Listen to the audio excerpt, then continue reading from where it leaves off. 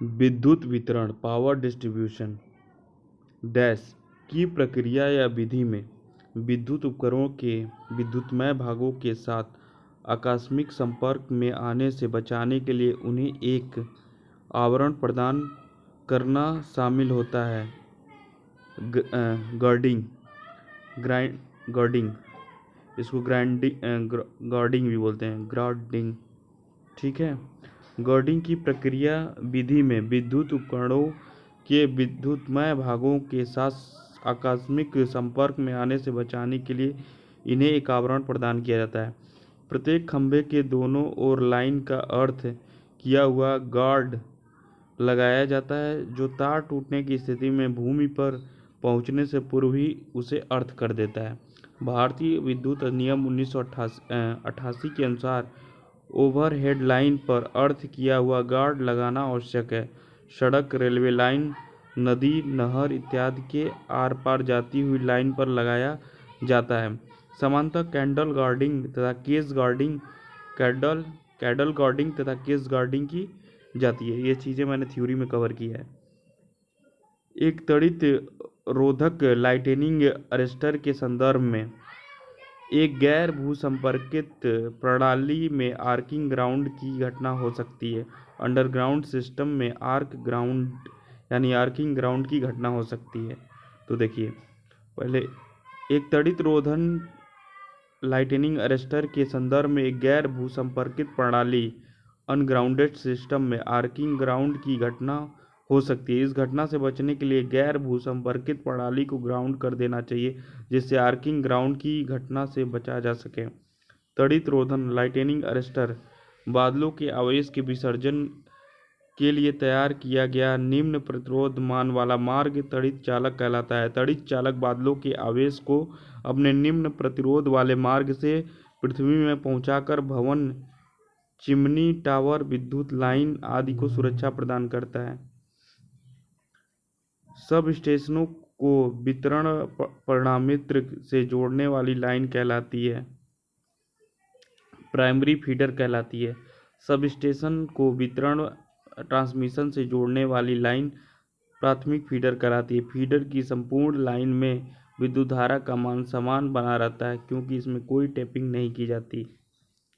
अब देखिए, निम्न में से कौन सी शक्ति वितरण पद्धति अधिक विश्वसनीय है? Distribution of the power system is the most reliable. तो ring main system, tree system, radial system, three या रेडियल बोथ सिस्टम, नहीं, थ्री रिंग मैन सिस्टम सबसे ज़्यादा रिलायबल है। हमने तो कई पढ़ा था। रिंग मैन सिस्टम शक्ति वितरण पद्धति अधिक विश्वसनीय होता है, क्योंकि इस प्रणाली में प्रत्येक वितरण केंद्र को दो ओर से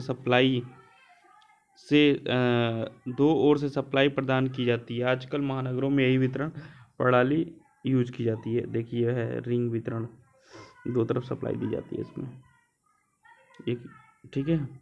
आवासीय क्षेत्रों के लिए वितरक है। The distribution for the residential areas are 3 phase 4 wire. आवासीय क्षेत्रों के लिए 3 फेज और 4 वायर वितरण प्रणाली प्रयोग किए जाते हैं। As compared to a 2-wire DC distributor, a 3-wire distributor with same maximum voltage to earth usage only. दो तार डीसी वितरक की तुलना में समान पृथ्वी के लिए अधिकतम वोल्टता के लिए 3 तार वितरक केवल प्रयोग किया जाता है। 31.2% ऑफ कॉपर। बस इतना याद रखिए, बाकी डेरिवेशन कॉपी में कराया गया है, नोट्स में देंगे हम, जो थियरी क्लास चल रही है उसमें। भारतीय बिजली मानक के अनुसार कम या मध्यम वोल्टेज की आपूर्ति में स्वीकार्य वोल्टेज भिन्नता क्या है? 6% याद रखिएगा। भारतीय विद्युत मानक के अनुसार निम्न या मध्यम वोल्टेज में अनुमन्य वोल्टता विचरण क्या है? 6% होता है। Indian electricity standard with the allowable voltage variation कितना है? 6%। आरसीसी पोल का प्रयोग लाइन में किया जाता है। आरसीसी का पोल 11,000 वोल्ट तक किया जाता है। आरसीसी पोल का प्रयोग 11,000 वोल्ट तक लाइन में किया जाता है। इसकी आंतरिक सामर्थ्य उच्च होती है। ये विद्युत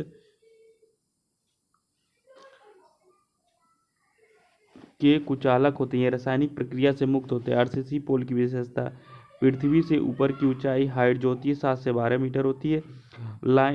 उच्चतम लाइन वोल्टता इसकी 11,000 वोल्ट होती है।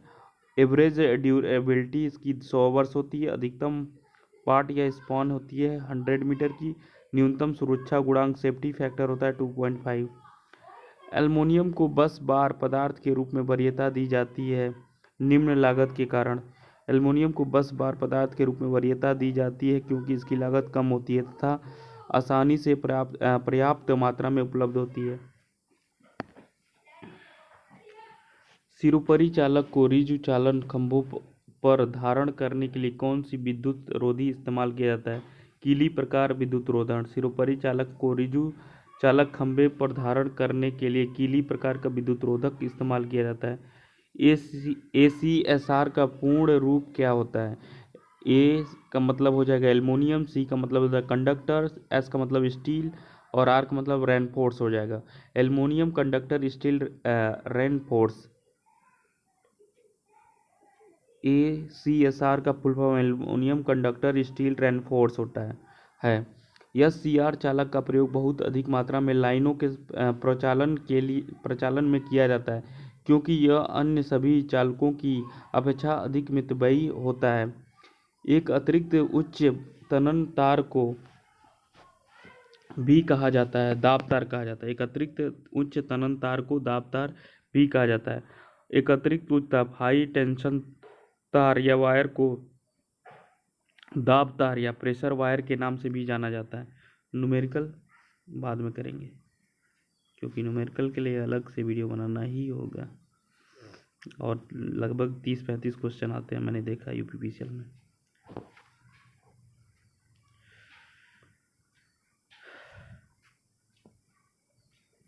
चलिए 16 नंबर, स्टे वायर में किस प्रकार के विद्युत रोधन का प्रयोग किया जाता है? देखिए, एक प्रकार का स्टे वायर में एक प्रकार का विद्युत रोधक इंसुलेटर का प्रयोग किया जाता है। स्टे तार को जस्ताकृत बनाया जाता है जिससे कि तार को क्षरण से बचाया जा सके। जस्ताकृत बनाया जाता है, याद रखिएगा।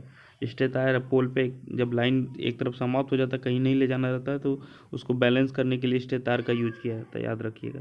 भारत में किस आवासीय परिसर हेतु सामान्य शक्ति वितरण प्रणाली में 2 फेजों के मध्य वोल्टता होती है 400 वोल्ट? भारत में किसी आवासीय परिसर हेतु सामान्य शक्ति वितरण प्रणाली में 2 फेजों के मध्य, जिन्हें लाइन वोल्टेज कहा जाता है, वोल्टता 400 वोल्ट होती है तथा एक फेज न्यूट्रल के मध्य वोल्टता को फेज वोल्टता कहते हैं। फेज वोल्टता 230 वोल्ट होती है। 3 फेज 4 वायर AC सिस्टम में वोल्टेज असंतुलन निम्न से किस कारण होते हैं? अनबैलेंस्ड सिंगल फेज लोड, असंतुलित सिंगल फेज लोड फेज भार के कारण। 3 फेज 4 वायर AC सिस्टम में वोल्टेज असंतुलित सिंगल फेज भार के कारण होता है। सिंक्रोनस कंडेंसर का उपयोग शक्ति गुणांक सुधारने में करते हैं। यह नो लोड पर अति उत्तेजित अवस्था में प्रचलित किया जाता है। वितरण प्रणाली के निम्नलिखित में से किस भाग को एक कंडक्टर के रूप में परिभाषित किया जा सकता है जो सबस्टेशन को उस क्षेत्र में जोड़ता है जहां बिजली वितरित की जाती है? फीडर। वितरण प्रणाली में वह चालक जो सबस्टेशन को उस क्षेत्र से जोड़ता है जहां बिजली वितरित की जाती है फीडर कहलाता है। वितरण प्रणाली के 3 अंग होते हैं। फीडर यह सबस्टेशन से डिस्ट्रीब्यूटर को जोड़ता है जिसकी रेटिंग धारा वहन क्षमता के आधार पर करते हैं। डिस्ट्रीब्यूटर क्या होता है? यह फीडर को सर्विसमैन से जोड़ता है जिसकी रेटिंग वोल्टतापात के आधार पर करते हैं। सर्विसमैन्स यह डिस्ट्रीब्यूटर से उपभोक्ता को जोड़ता है। सर्विसमैन्स। बिजली वितरण लाइन के कंडक्टर का आकार किस पर निर्भर करता है? करंट कैरिंग कैपेसिटी, करंट ले जाने की क्षमता। बिजली के वितरण लाइन के कंडक्टर का आकार कंडक्टर ले जाने वाली क्षमता पर निर्भर करता है। डिस्ट्रीब्यूटर की डिज़ाइन वोल्टतापात के अनुसार किया जाता है। आरसीसी पोल का प्रयोग लाइन में किया जाता है 11,000 वोल्ट तक। देखिए क्वेश्चन 2 बार आ गया है। आरसीसी पोल प्रबल सीमेंट कंक्रीट खंभे का प्रयोग 11 किलो वोल्ट 11,000 वोल्ट तक लाइन में किया जाता है। इसकी आंतरिक सामर्थ्य उच्च होती है। ये विद्युत के कुचालक होते हैं, रासायनिक प्रक्रिया से मुक्त होते हैं। आरसीसी पोल की विशेषताएं: पृथ्वी से ऊपर की ऊंचाई 7 से 12 मीटर तक, उच्चतम लाइन वोल्टेज 11 किलो वोल्ट, औसत औसत टिकाऊपन 1000 वर्ष, अधिकतम पाट या स्पॉन 100 मीटर, न्यूनतम सुरक्षा सेफ्टी फैक्टर 2.5। निम्न वोल्टेज वितरण प्रणालियों में समानता प्रयुक्त संयोजन का प्रयोग किया जाता है: डेल्टा या स्टार। Delta star. निम्न वोल्टता वितरण प्रणालियों में समांतर डेल्टा स्टार संयोजन संयोजन प्रयुक्त किया जाता है। निम्न वोल्टता वितरण प्रणाली में जहां चौथे न्यूट्रल तार की आवश्यकता होती है वहां बहुत उपयोगी होती है। इसके अलावा संरक्षण प्रणाली के प्रारंभ में वोल्टता उच्च करने में किया जाता है। निम्नलिखित में किसका उपयोग समांतर वितरण प्रणालियों के लिए नहीं किया जाता है? देखिए, 1 फेज 4 तार प्रणाली का उपयोग नहीं किया जाता है। 1 फेज 4 तार प्रणाली का उपयोग समांतर वितरण प्रणालियों के लिए नहीं किया जाता है। निम्नलिखित में से कौन सा मानक वोल्टेज प्राथमिक वितरण के लिए उपयोग किया जाता है? प्राथमिक वितरण के लिए उपयोग किया जाता है 11,000 वोल्ट।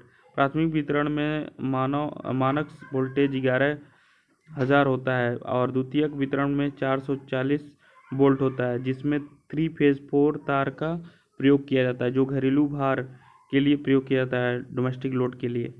दिए गए वोल्टेज में से उपभोक्ता वितरण के लिए प्रयुक्त ट्रांसफार्मर कुंडलन या वाइंडिंग परिवर्तन की पहचान कीजिए। दिए गए उपभोक्ता वितरण के लिए ट्रांसफार्मर, देखिए डेल्टा से स्टार होता है, डेल्टा से स्टार होता है। उपरोक्त वितरण के लिए प्रयुक्त ट्रांसफार्मर वाइंडिंग डेल्टा से स्टार होता है। घरों के लाइन में एक फेज तथा एक न्यूट्रल की आवश्यकता होती है। न्यूट्रल बिंदु केवल स्टार संयोजन वाइंडिंग से ही प्राप्त होता है। वितरण सूची का उपयोग किस लिए किया जाता है? डिस्ट्रीब्यूटर पैनल का उपयोग किस लिए किया जाता है? बिजली की लाइन को उनकी विशेषता के अनुसार अलग करने के लिए।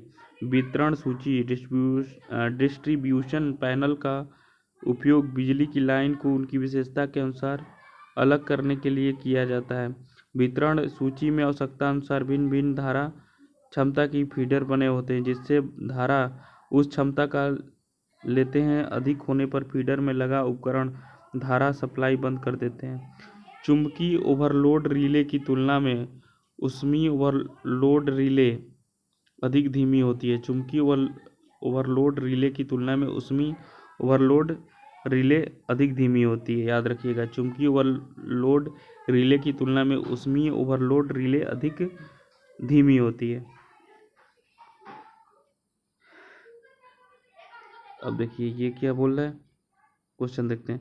28वां, नियंत्रण परिपथ में विभिन्न प्रकार के रिले प्रयोग किए जाते हैं।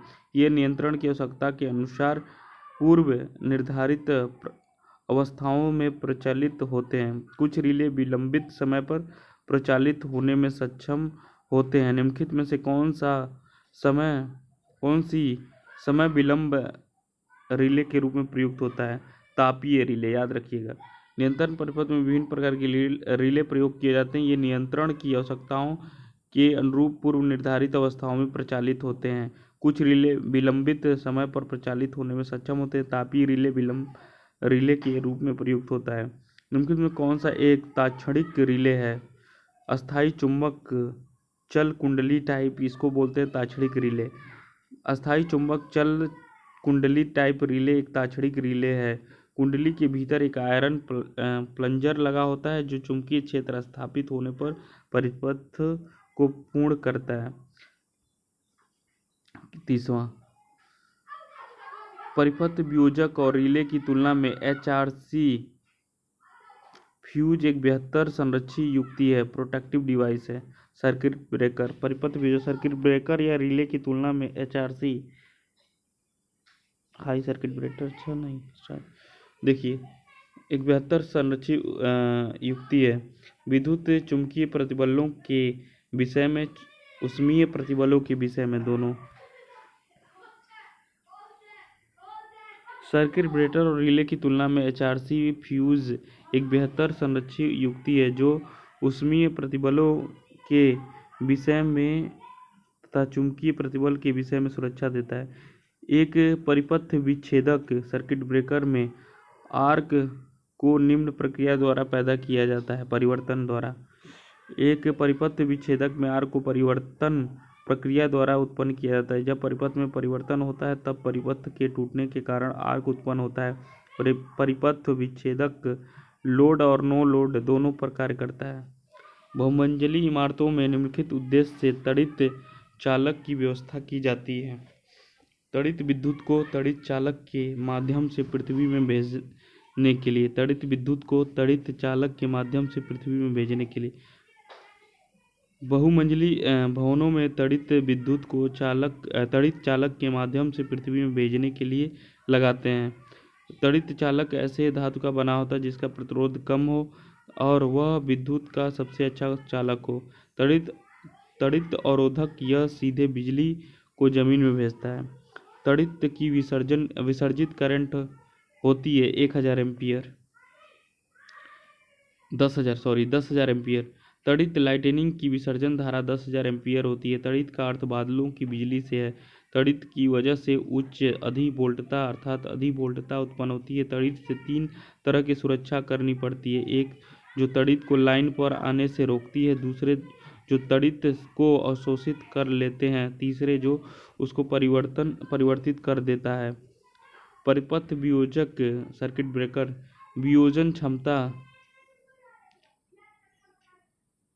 आमतौर पर निम्नलिखित में व्यक्त किया जाता है।